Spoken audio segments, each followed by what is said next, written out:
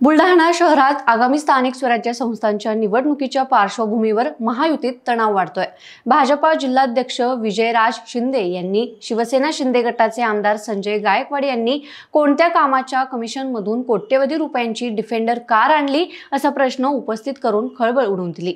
संजय गायकवाड यांच्यावर आरोप होताच डिफेंडर कारचा खरा मालक ठेकेदार निलेश ढवळे यांनी आपली प्रतिक्रिया दिली आहे। भाजपाचे जिल्हाध्यक्ष विजयराज शिंदे यांनी आमदार संजय गायकवाड यांच्यावर जोरदार आरोप केला।